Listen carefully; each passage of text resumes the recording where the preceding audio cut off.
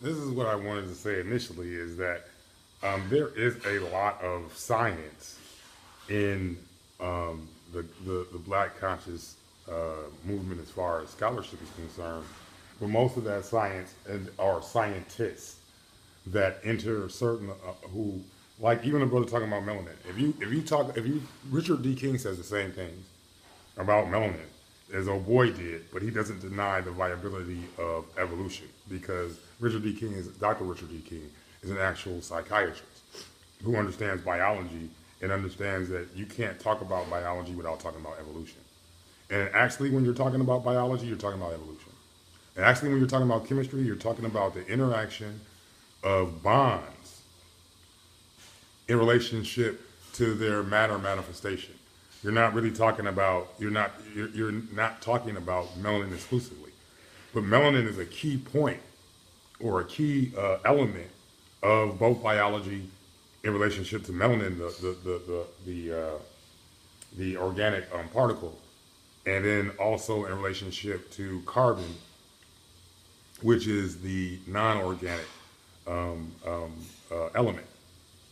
So we can't really talk about chemistry and we really can't talk about biology in its full form without talking about melanin and unfortunately and talking about carbon because you can't talk about life without talking about carbon and you really can't talk about carbon as it functions biologically without talking about melanin, and its biological functions and its biological importance. The most important organic particle in relationship other than DNA in relationship to all living systems is melanin. Melanin is kind of like in relationship to the WIMP particle or a representation of the WIMP particle, a virtual WIMP particle, organic WIMP particle in relationship to DNA being the tachyon organic particle, the particle that gives you cohesiveness, that maintains the cohesiveness of your morphogenetic field. And so that's why we talk about it in relationship to natural selection and metabolism. That maintains the cohesion of your morphogenetic field. That's why skin elasticity and skin density is greater with those who have melanin than those who don't, because of the cohesiveness of the information in relationship to dark matter. There's a connection between melanin and dark matter, and the production of if dark matter is responsible for consciousness, or where consciousness stems from, and which differentiates what is organic or what isn't organic, how connected it is with its dark matter source. So in that sense, melanin gives you a better connection with the dark matter source, the originating consciousness, the origin story, the collective unconsciousness. So this is pointed out in Richard D. King's scholarship from a physics standpoint and from a physiological standpoint, a biological standpoint, a natural standpoint. So, we have authentic science within the conscious community that is not being utilized to its full potential because of all this junk science that comes in where you want to deny that we evolved from a common ancestor as monkeys did. And these little points are like, what?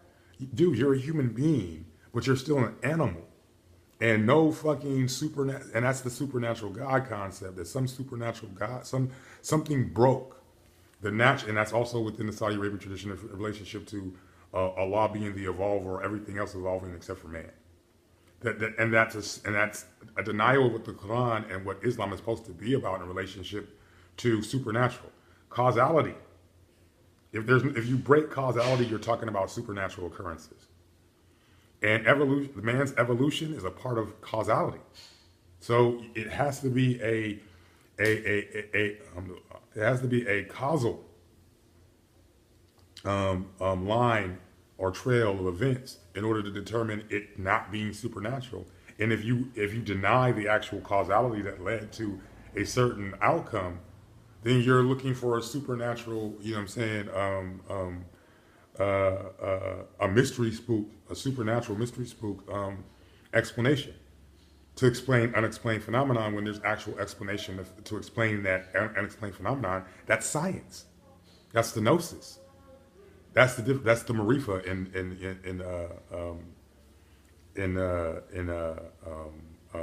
the Sufi tradition. So if you in Arabic, and I think that's how you pronounce it with Marifa. And the fauna is the ability to sink back into that Marifa. Is the originating, because it's a principle, it's a living principle we're talking about, not a living person, but a living principle. And these principles are what you live by. What I was talking about earlier when I was talking about, positive participation versus negative participation, and the laws that set the parameters for positive and negative participation, the so-called secret. So that is what we're kind of like, you know what I'm saying? I should have labeled that one theoretical physics in relationship to the secret. And maybe I'll name this one theoretical physics in relationship to the secret. But and that's exactly what we, as a people are lacking is functional science. And somebody posted something about Farrakhan saying that about Elijah Muhammad, that Elijah Muhammad was always, it seemed like he was repeating the same thing over and over again, repetition. And that's how a neural network is given cohesion. If you look at what they call the knowledge in relationship to taxi drivers in the UK, and they give them this test, but it's called the knowledge. And it's been shown because of the repetition that it strengthens neural bonds or neural connections, but it also increases the size of the hippocampus. Now, there's other fucking side effects in relationship to this, like short-term memory loss and so on and so forth. But that short-term memory loss is made short-term memory again is something that's only, and this is my thing with the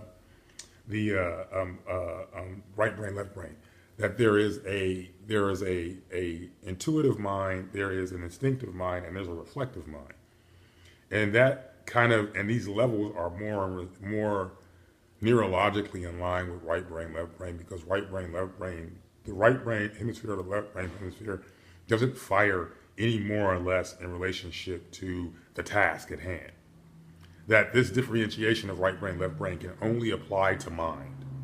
It can't apply to the actual wetware, which is the neurological structure or the brain. It can't be applied to that. The neural circuitry. It can't be applied to that. It has to be a download that's coming into it that is particle based. That the very information in which you're receiving is derived from the particles in which you're made up of. So it's an external source. That mind is non-local in a sense that it exists outside of this dimensional. It's dimensionally phased, and you have the ability to contact this interdimensional information, and that's organic. That's what constitutes organic.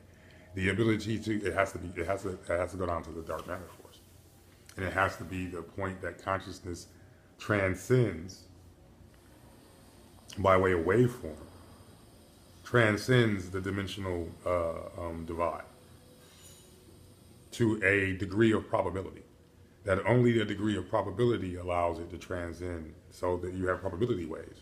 First, you have improbability waves that are improbability waves that seek to be probability waves. But that information is connected from the very base to the very beginning. That's what we're talking about. That's what Hawking was talking about in relationship to spooky entanglement at a distance in relationship to the both sides of a black hole. On both sides. And then if you use Leonard Susskind's holographic principle in relationship to the communication between two sides of a whole, and these improbability waves communicating with probability waves. And therefore, there is this 1.8% of antimatter still available for us to access, but there needs to be made specific temperatures and pressures in order for us to access it. It's the energetic a representation of improbabilities, the ability to doubt, to choose to doubt, and that is represented within our cognitive ability to reason or not reason, to accept improbabilities or to accept the probabilities, to accept reality as it is or reality as we want it to be. So, yeah.